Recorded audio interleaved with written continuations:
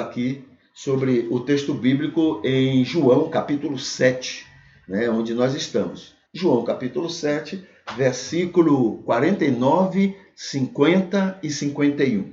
Então, o 49 diz assim: mas esta multidão que não sabe a lei maldita é.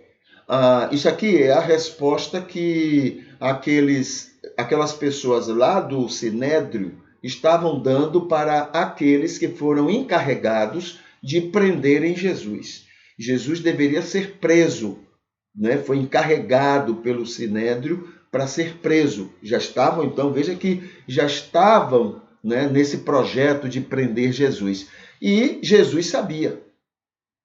Jesus sabia, né? Então, quando eles voltaram sem levar Jesus, então perguntaram: ué, cadê o homem que vocês foram prender? Aí a gente viu isso na última vez que falamos sobre João 7. Eles disseram: olha, isso foi o argumento que João, o evangelista, falou, né? Mas a gente sabe que eles não prenderam por causa da multidão.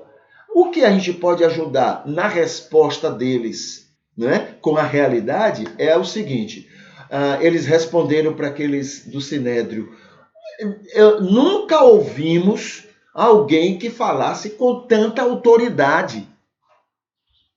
Tanta autoridade no que falava. Isso quer dizer, juntando uma coisa a outra, quer dizer, olha, ele falava com tanta autoridade que as pessoas estavam do lado dele, estavam defendendo ele, estavam confiados nele.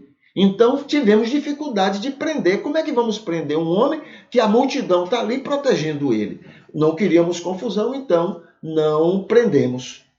Aí o versículo 49, esses líderes, né, do Sinédrio, homens religiosos, homens conhecedores do Antigo Testamento, da Bíblia, né? Homens que se diziam homens de Deus, né? Então eles fazem assim: mas esta multidão que não sabe a lei, maldita é.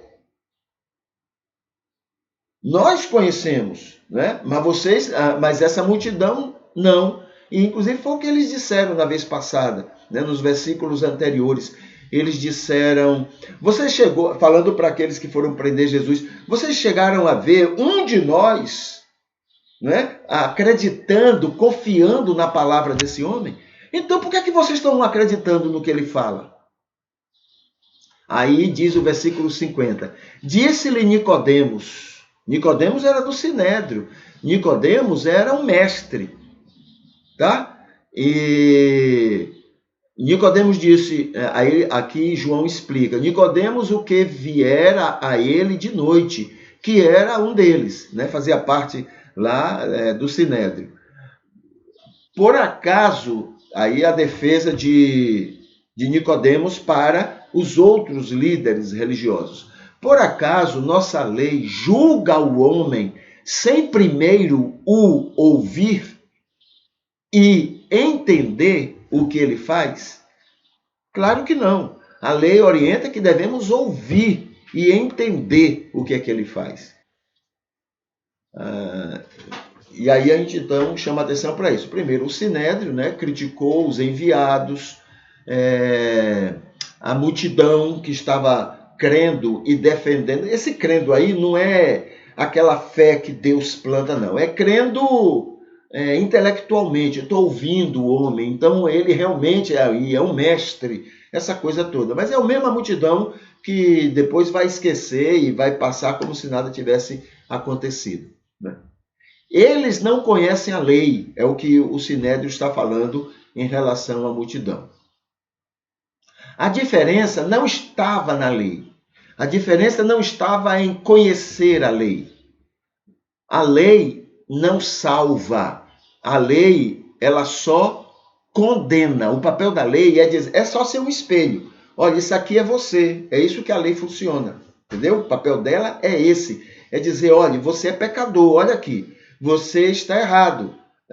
Olha aqui o que é a sua situação diante de Deus. Esse é o papel da lei. Não é o fato de conhecer isso que faz a pessoa crer ou não em Jesus, né? A lei só aponta a situação de pecado que a pessoa está. ela não convence, e isso só o Espírito é que faz. Não é a lei que convence o homem do pecado. A lei mostra a situação pecaminosa, mas quem convence é só o Espírito de Deus. Nicodemos no Sinédrio. A lei não julga sem primeiro ouvir, é o que Nicodemos falou naquela oportunidade. Sem primeiro entender o que a pessoa está fazendo. Esse é o entendimento dele, é o argumento que ele usa, não é, nesse momento aí, quando os outros líderes religiosos estavam com aquele problema de Jesus não ter sido preso. Quem julga e condena é o joio. Quem se preocupa em sair condenando as pessoas é joio. Porque o trigo, ele se sente tão indigno que ele não tem coragem de julgar ninguém. Porque ele é indigno. Né? Ele vai condenar o outro pelo pecado que ele vê no outro, mas ele também pratica pecado, ele também peca. Então, como é que vai julgar o outro? Então, é próprio do joio, né? Julgar as pessoas, condenar as pessoas, né? Sem olhar para si, sem olhar para o seu telhado de vidro, mas o telhado do outro é que é condenável. Quem julga e condena é o joio de qualquer religião, não é só o cristianismo, não. No judaísmo e em outras religiões também. O joio em qualquer lugar, ele precisa disso, não é? Porque essa é uma carência que ele tem de julgar o outro. Até para se sentir bem, ele precisa condenar os outros. Ele sabe que ele é pecador, ele está convencido do pecado. Então, para dizer que ele não é tão ruim, ele necessita de estar lembrando de gente que, no entendimento dele, é pior do que ele. É pior. Isso é uma coisa inconsciente. Então, eu sei que eu sou ruim, mas eu tenho que ficar lembrando de gente pior na minha concepção para que eu me sinta menos intranquilo com a minha situação. Então, é próprio do joio.